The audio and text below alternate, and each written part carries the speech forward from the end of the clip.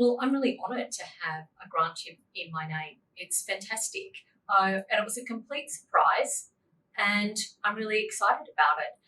In some ways, when you have worked on something for a long time, someone can give you an award or something like that. But having a scholarship that goes over 5 years and really delves into the issues that both James and I think are important for the next stage of responsible investment is far more rewarding.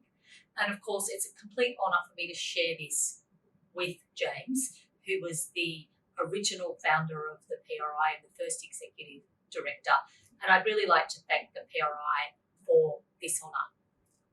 I'm really honoured to have this grant in my name and alongside Fiona, my successor. It is a really powerful signal that the PRI is really making a difference in the world and has great potential to do even more through this academic research grant.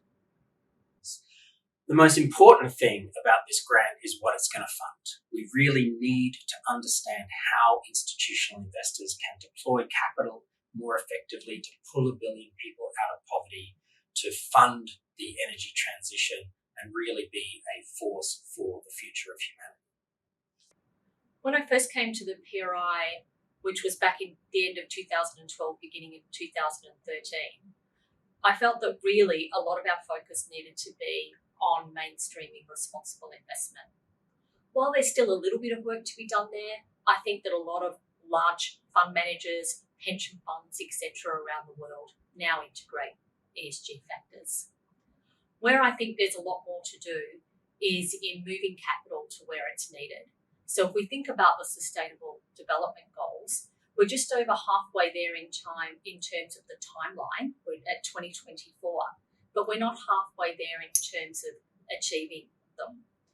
Only 15% around about of the targets are on track. So there's a lot of work to do to deploying capital, and we particularly need to be able to deploy capital into developing economies. We need better cooperation between the global north and the global south, and that's what I hope that this scholarship will be able to achieve. I hope this grant can really dig into some of the obstacles that prevents institutional investment in particular from getting into the poorest countries in the world and funding the earliest stage research that we need to fund to solve problems like climate change. It's frontier markets and early stage technologies that are the two ends of the barbell for where we need to invest to really make a difference to the world and create a sustainable